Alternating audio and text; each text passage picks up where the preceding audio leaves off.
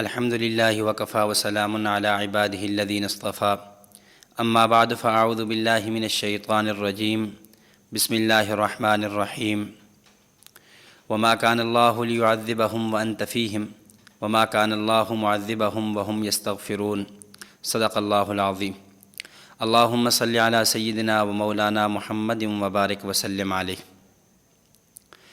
اللہ رب العزت نے انبیاء اکرام علیہ الصلاۃ والتسلیمات کو گناہوں سے معصوم پیدا کیا ہے۔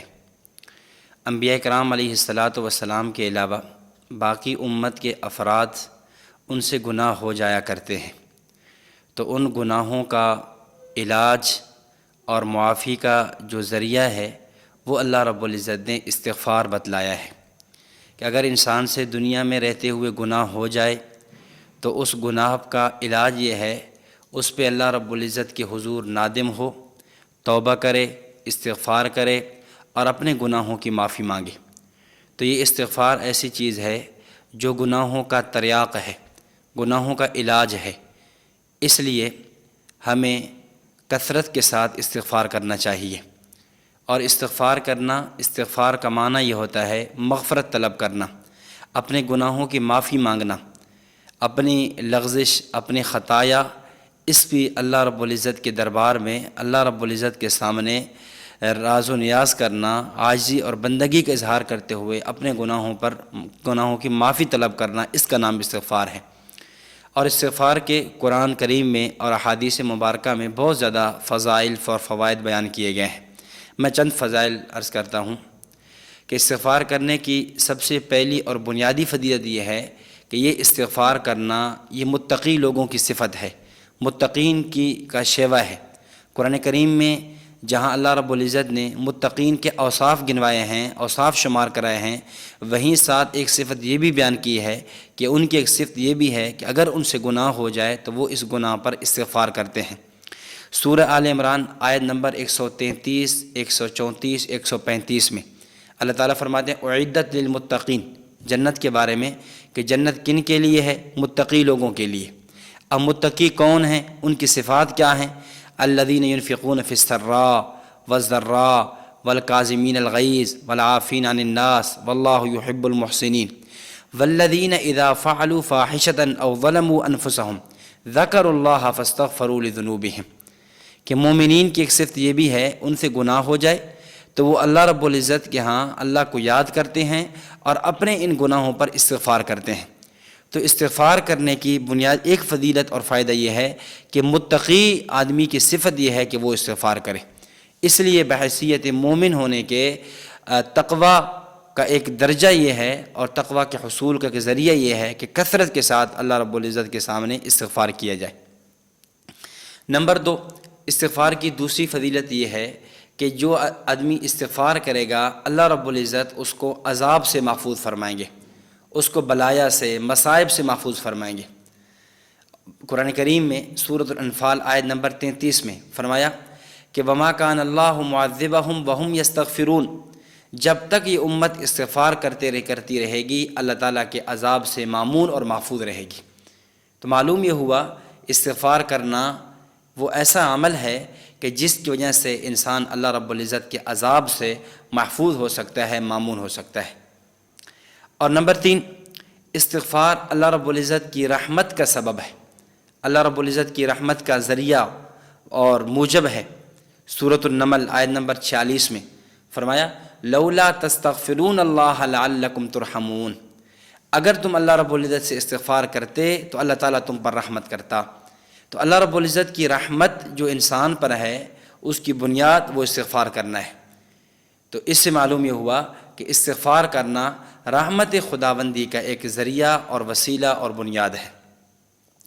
اور نمبر 4، استغفار کرنا حضرات انبیاء کرام علیہ الصلاۃ والتسلیمات کی سنت ہے۔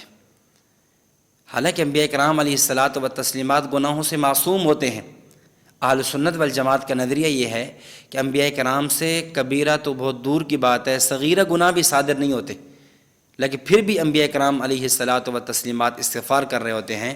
اس کی کئی حکمتیں ہیں۔ ایک حکمت یہ ہے کہ وہ رفع درجات کے لیے، اپنی درجات کی بلندی کے لیے استغفار کر رہے ہوتے ہیں۔ تو انبیاء کرام علیہ الصلاۃ والتسلیمات کی سنت ہے استغفار کرنا۔ حضرت آدم علیہ الصلاۃ والسلام کے بارے میں سورۃ الاعراف میں ہے، ربنا ظلمنا انفسنا وان لم تغفر لنا وترحمنا لنکونن من الخاسرین۔ اب دیکھیں آدم علیہ الصلاۃ والسلام ایک خطا اجتہادی پر استغفار کر رہے ہیں۔ حضرت نوح علیہ الصلاۃ والسلام سورۃ النوح 29ویں پارے کے بالکل اخیر میں فرمایا کہ رب اغفر لی ولوالدی ولمن دخل بیتی مؤمنا وللمؤمنین والمؤمنات، اپنے لیے، اپنے والدین کے لیے، تمام مومن مرد مومن عورتوں کے لیے استغفار کر رہے ہیں۔ حضرت موسیٰ علیہ السلام کے بارے میں رب انی ظلمت نفسی فاغفر لی فغفر لہ، کہ اے اللہ میں نے اپنے اوپر میں نے ظلم کر لیا، اپنے اوپر سختی کر لی، تو آپ مجھے معاف فرما دیجئے۔ موسیٰ علیہ السلام استغفار کر رہے ہیں۔ سید الانبیاء، امام الانبیاء، افضل الانبیاء سیدنا محمد رسول اللہ صلی اللہ علیہ وسلم وجہ تخلیق کائنات ہیں، انبیاء کے سردار ہیں، وہ بھی استغفار کرتے ہیں۔ صحیح مسلم کی روایت ہے، حدیث نمبر 4977، نبی اکرم صلی اللہ علیہ وسلم نے فرمایا انی لاستغفر اللہ فی اليوم 100 مرہ، کہ میں دن میں 100 مرتبہ استغفار کرتا ہوں۔ اور ایک روایت میں ہے انی لاستغفر اللہ فی اليوم 70 مرہ، میں دن میں 70 مرتبہ استغفار کرتا ہوں۔ محدثین نے لکھا ہے کہ عربی زبان میں عام طور پہ اہل عرب 70 کا لفظ زیادتی کے لیے بولا کرتے تھے، یعنی میں بہت زیادہ استغفار کرتا ہوں۔ نبی ہو، امام الانبیاء ہو، معصوم ہو، وہ استغفار کرے، تو پھر میں اور آپ جب ہماری زندگی گناہوں کی دلدل میں پھنسی ہوئی ہے، گناہوں کے ماحول میں جی رہے ہیں، اور صبح و شام عجیب و غریب صغائر اور کبائر کا ارتکاب کرتے ہیں، ہمیں تو بطریق اولا اور کئی مرتبہ اس پہ استغفار کرنا چاہیے۔ تو استغفار کے فوائد اور فضائل میں سے ایک فائدہ اور ایک فضیلت پانچویں، کہ استغفار انسان کے دنیوی مسائل کا حل ہے۔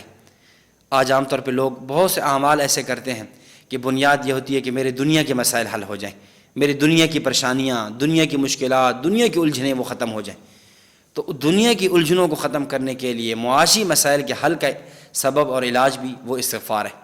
سورۃ النوح آیت نمبر 10 فرمایا فَقُلْتُ اسْتَغْفِرُوا رَبَّكُمْ إِنَّهُ كَانَ غَفَّارًا يُرْسِلِ السَّمَاءَ عَلَيْكُمْ مِدْرَارًا وَيُمْدِدْكُمْ بِأَمْوَالٍ وَبَنِينَ وَيَجْعَلْ لَكُمْ جَنَّاتٍ وَيَجْعَلْ لَكُمْ أَنْهَارًا، کہ استغفار کرو، اپنے رب سے معافی مانگو، آپ کا رب بڑا غفار ہے، مغفرت کرنے والا ہے، معاف کرنے والا ہے۔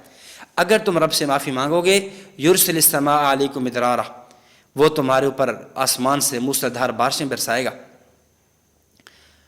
اور یرسل السماء علیکم مدرارا ویمددکم باموال، تمہارے مال میں اضافہ کرے گا، برکتیں عطا فرمائے گا، وبنین، اولاد میں برکتیں دے گا، ویجعل لکم جنات ویجعل لکم انہارا، اور تمہارے لیے باغوں میں اور نہروں میں برکت عطا فرمائے گا۔ تو اس سے معلوم یہ ہوا استغفار ایسا عمل ہے کہ جس کی وجہ سے انسان کے دنیوی بھی بہت سے مسائل حل ہوتے ہیں۔